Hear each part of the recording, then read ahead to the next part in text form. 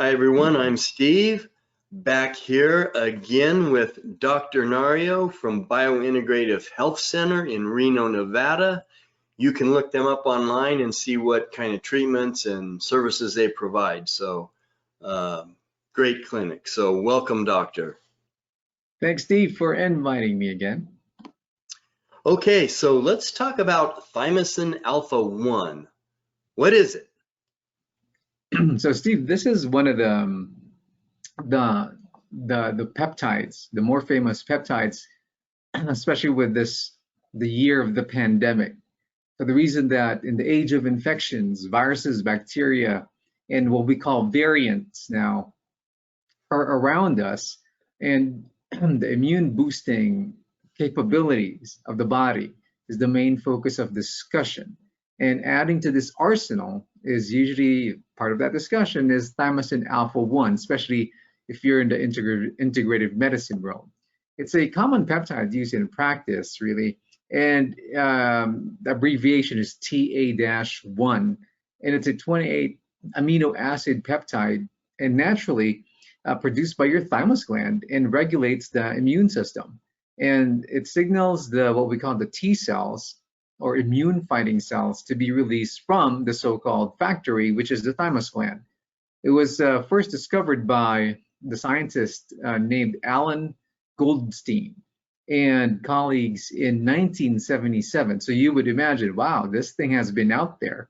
And it has been isolated as a group of small proteins known as thymosins from tissue of cows. So if you use this and you start to moo, that's fine. No, I'm kidding. You should not be mooing.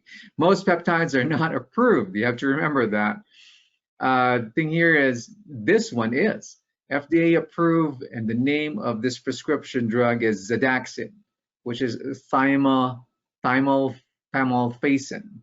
So this is used to treat malignant melanoma, which is deadly skin cancer, hepatitis B, liver, which is a liver infection, and a hepatocellular carcinoma, which is liver cancer. And again, as you can see how important it is, FDA saw the value in this. Okay, so remind us again, what is a peptide, or what type of peptide is this compared to maybe other peptides? Well, to run it down, Steve, we had a discussion of peptides before, but as a refresher for everybody, peptides are huge in the fitness world and anti-aging communities. And again, they're short amino acids, a string of amino acids, around 2 to 50 amino acids, or anything 50 or below is called, a peptide. And they're building blocks of proteins. No peptide, no protein. Compounds, again, are just joined together, and they still are considered small molecules.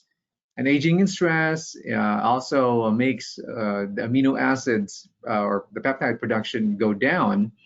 And the one reason body starts to become weaker also is when we lose all these proteins. Thus, when we talk about proteins, you're talking about, again, peptides.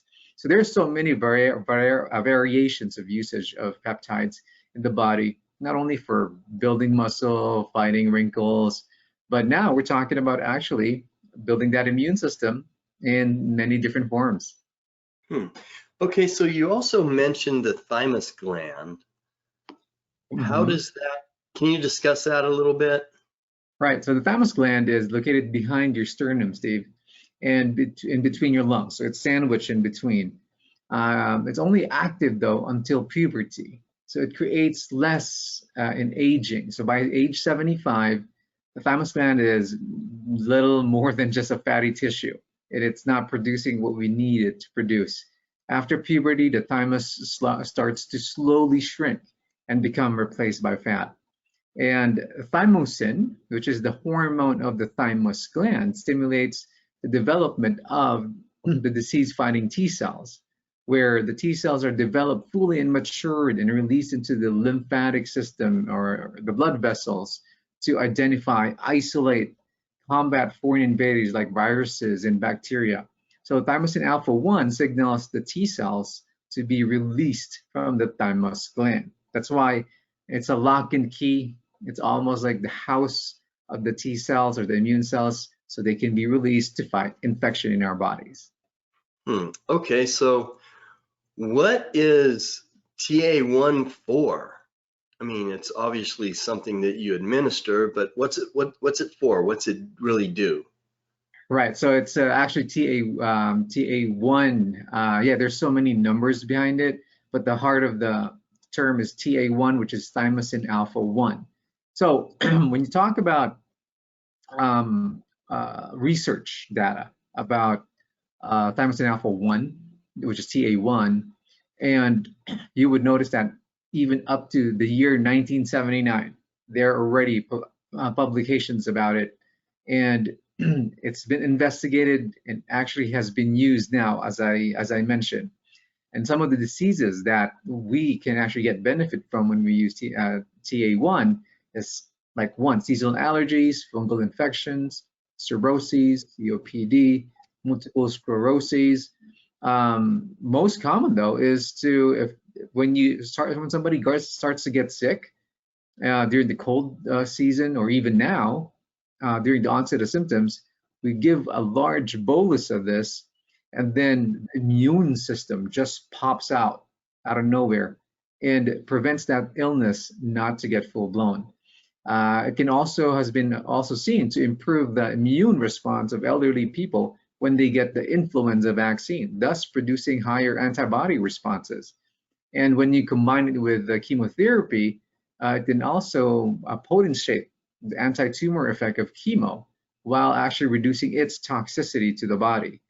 Another use that we always see it in is chronic fatigue. The chronic fatigue body actually has an impaired immune system, and when you use the thymosin alpha-1, it rebalances everything again, bringing that chronic fatigue back into the person that had energy in the past. Okay, so are there different ways to take TA1? I mean, is it a pill, or how do you administer it? Right. So Steve, that's a good question. As you had it before, I think we gave it to you through IV. The thing there, it's not commonly done anymore for the reason that number one, again, there are easier ways in how to get it. As you can see, IV is also almost like you need to get poked, you need to have a line, but now there is actually subcutaneous, like diabetics when they have their insulin syringes, they can just poke themselves and get it. And this is still a prescription peptide. You need a professional to write this for you. And the common dosing usually is twice a week, or as I mentioned a while ago, the bolus. If somebody's about to get sick, you get a big, huge dose.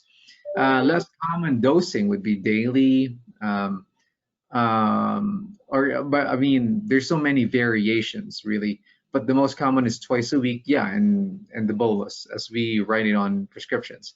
Common side effects, it's not as, I mean, it's very safe, but people still needs to be aware of the side effects such as redness on the area on the injection site, and some discomfort, we might see that, and rare some joint aches, some joint pains, but it's the immune response why that is happening. And important one to note, when you use TA1, we always still need to emphasize how to naturally support your immune system, which is good sleep, staying active, managing chronic stress, and eating the right food. But this is one of our potent weapons, especially during this pandemic and this upcoming flu season. Wow, so this is like preemptive. You could take this to just keep your immune system strong, or if you got the flu or whatever, you got sick, you could also take it. Yes, definitely. Wow, okay, well that's good to know about Thymosin Alpha-1. Thank you, doctor. That's Dr. Nario, Biointegrative Health Center in Reno, Nevada. Thanks for being with us. Thank you, Steve. And as we all know, the knowledge is power. And thank you for letting me provide you with the edge in longevity and health maintenance, which I call the biological edge or the bio edge. All right, we'll see everybody next time. Thanks for being with us. Bye.